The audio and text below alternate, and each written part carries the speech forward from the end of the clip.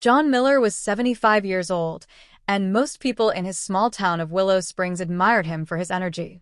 At an age when many of his old friends struggled to get out of bed, John was still walking his golden retriever, Max, every morning, tending his vegetable garden and meeting his neighbors with a smile. But behind closed doors, John carried a secret struggle that ate away at his confidence. Every night, while the world around him fell asleep, John wrestled with sleeplessness, fatigue, and a lack of vitality that he thought was simply part of growing old. He would lie awake, staring at the ceiling, tossing and turning. Even when sleep came, it was shallow and broken. He would wake up in the middle of the night, drained of energy and frustrated. John wasn't alone in his struggle. His wife of 50 years, Linda, noticed the changes. She saw the way he no longer carried himself with the same confidence, the way his shoulders slumped after long, restless nights.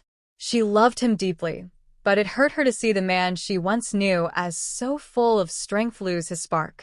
One morning over breakfast, Linda placed a gentle hand on his. "John," she said softly, "I think you've been ignoring what your body is trying to tell you.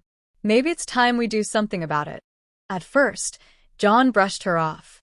He had always been stubborn, the type of man who fixed his own car well into his 70s and built the deck behind their house with his own hands.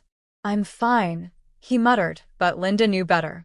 Later that day, their grandson Ethan, a 30-year-old fitness coach, stopped by.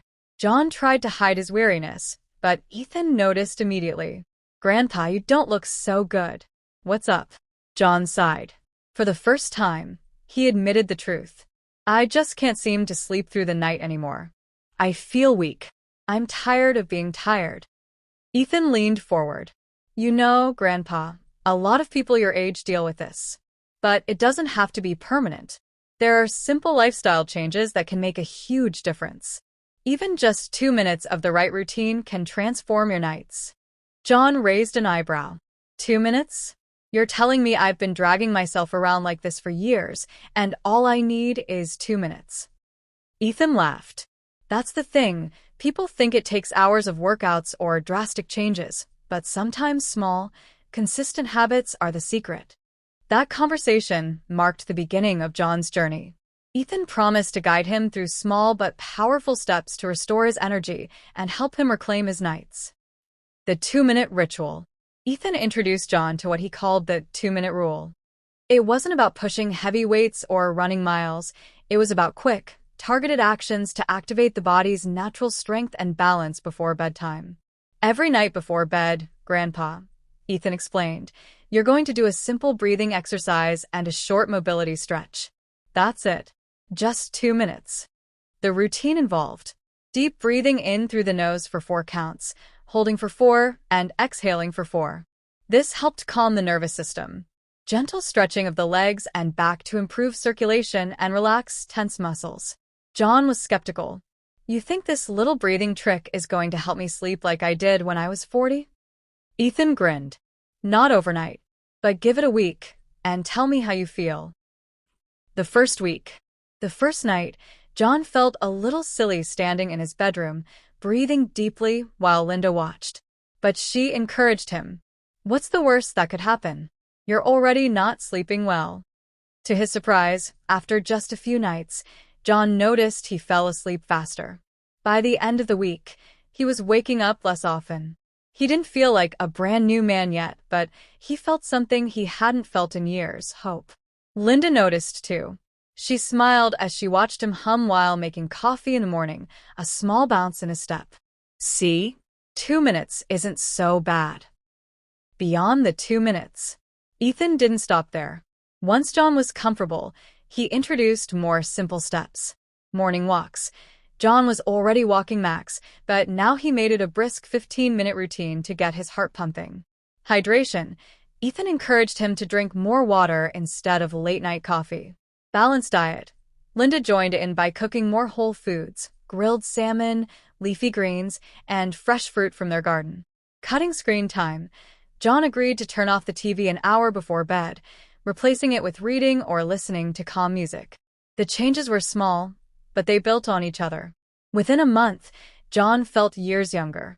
His sleep improved dramatically, his energy soared, and his confidence returned. The transformation. One evening, after dinner, Linda looked across the table and smiled. "You look like the John the First married again." John chuckled. "Don't get carried away. I can't run marathons." But the truth was, he felt renewed. His nights were restful, and his days were filled with energy. Even his neighbors noticed. "John, you've got a glow about you lately. What's your secret?" one of them asked. John would grin and reply, 2 minutes. That's all it takes. Lessons for everyone. John's journey wasn't just about him. His story spread to his friends at the community center, many of whom were struggling with the same issues. He began teaching them Ethan's simple 2-minute ritual, and soon, they too were reporting better sleep and improved vitality. What started as a personal struggle became a source of inspiration for many. Age doesn't have to mean weakness, John told them. Sometimes, it just takes the right habit, a little discipline, and a belief that you're never too old to take back control. Conclusion. By the time John turned 76, he felt stronger than he had at 70. His nights were peaceful, his mornings energetic, and his confidence restored. The lesson?